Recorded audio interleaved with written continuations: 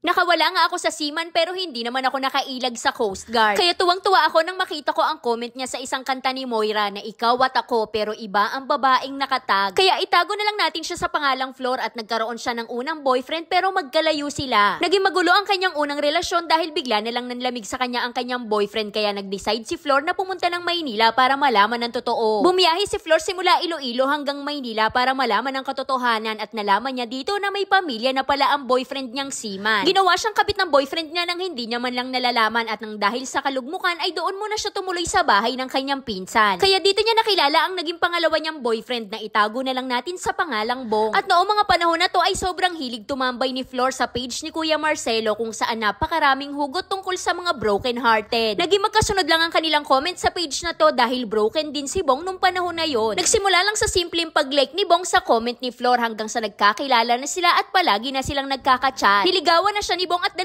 linggo pagkatapos niya itong sagutin ay binisita siya ni Bong sa bahay ng kanyang pinsan at doon sila natulog. May nangyari sa kanilang dalawa pero hindi sigurado si Flor kung mahal niya ba talaga si Bong o dahil baka malungkot lang siya. Pero pagkatapos na nangyari ay na-realize ni Flor na unti-unti na siyang napapamahal kay Bong. Dahil sobra naging gentleman sa kanya ni Bong, napakagalang niya at mapagmahal at nagsishare sila ng mga dreams at wishes sa isa't isa. Walang naging ilangan at hiyaan ang nangyari sa kanila dahil malaya silang masabi sa isa't isa kung ano ba ang mga gusto nila at hindi. Alam din ni Flor ang tungkol sa plano ni Bong na pumasok sa camp para matupad ang kanyang pangarap na maging isang Coast Guard. Hindi lang talaga inaasahan ni Flor na magiging mabilis lang ang pangyayari dahil umaasa pa rin siya na magkakasama pa sila ng matagal. Kaya ang unang gabi na sila ay nagkasama, yun na din ang huling gabi na sila ay nagkita. Dahil pagkagising nila kinaumagahan ay sinabi agad sa kanya ni Bong na kailangan niya nang pumasok ng training camp bukas na bukas din. At bago umalis si Bong sa bahay ng kanyang pinsan ay hinatid niya pa ito sa sasakyan at hinalikan pa siya sa noo. Sinabi pa sa kanya ni Bong na hintayin mo ko at kung sakaling may mabuo sa nangyari sa atin ay sabihin mo agad sa akin. Hindi pwede ang cellphone sa training camp pero hahanap ako ng paraan para makontak ka dahil mahal na mahal kita, babe. Hindi naman mapigilan ni Flor ang umiyak dahil hindi na siya sigurado kung kailan ba sila magkikita ulit dahil kailangan niya nang bumalik ng Iloilo. Yung pakiramdam na parang hindi nyo pa nasusulit ang oras nyo na magkasama pero biglang hindi mo na lang siya makontak pero masaya naman si Flor dahil yun ang pangarap ni Bong. Tinupad naman ni Bong ang pangako niya kay Flor na hahanap siya ng paraan para makapag-communicate sila dahil kahit bawal ang cellphone sa training ay nakakagawa ng paraan si Bong. Nagse-celebrate na lang si Flor ng kanilang mansari ng mag-isa, malungkot pero pag naiisip niya na magkakaanak na sila ay napapawi ang kanyang lungkot. Dahil nabuntis si Flor pero plano niya sanang sabihin yung kay Bong pagkatapos ng 6 na buwan ng kanyang pagtitraining. At pagkatapos ng napakahabang 6 na buwan ay nagkakachat na sila at nagkakatawagan na sila palagi. Sinasabi din sa kanya ni Bong kung saang lugar siya maa-assign pero noong mga panahon na yon ay bigla na lang naging cold sa kanya si Bong. Naghihintay lang si Flor na sabihin sa kanya ni Bong na puntahan siya nito para masabi niya na magkakaanak na silang dalawa. Hanggang sa isang araw habang nag-i-scroll si Flor sa Facebook at nakita niya ang isang comment ni Bong sa kanta ni Moira na ikaw at ako pero ibang babae ang nakatag. Sobrang mahal na mahal daw ni Bong ang babaeng nakatag kaya bigla na lang gumuho ang mundo ni Flor at nagdilim ang kanyang paningin. Bigla na lang nag-labor si Flor kahit 6 na buwan pa lang ang kanyang tiyan at hindi niya na naipaglaban ang kanyang anak ng dahil sa sobrang stress. Agad niya namang kinompronta si Bong kung bakit niya nagawa yon pero ang sabi lang sa kanya ni Bong ay malayo daw kasi at hindi niya kaya ang LDR. Inilibing na lang ni Flor ang kanyang anak ng mag-isa dahil ayaw niya na ng may karamay dahil kung sino ang nagiging karamay niya ay yun lang din ang nakakasakit sa kanya. Hanggang ngayon ay walang kaalam-alam si Bong na magkakaroon pala sana sila ng anak ni Flor at niloko lang din siya ng babaeng ipinagpalit niya kay Flor. Walang sino man ang pwedeng humusga sa akin dahil hindi ko sinabi sa kanya ang katotohanan dahil hindi niya naman deserve na malaman. Dahil hindi ko rin naman deserve ang masaktan at hindi rin deserve ng anak ko ang mawala siya sa mundong ito. Naka-move on na po ako dahil may asawa at anak na ako pero hindi pa ako fully naghihil. Kaya hanggang dito na lang, Ate Charis. Kaya ano bang magiging aral ng ating kwento? Syempre wala, de charot meron. Alam niyo sobrang halaga na kilalanin muna natin yung katangian ng magiging boyfriend natin bago pa tayo go.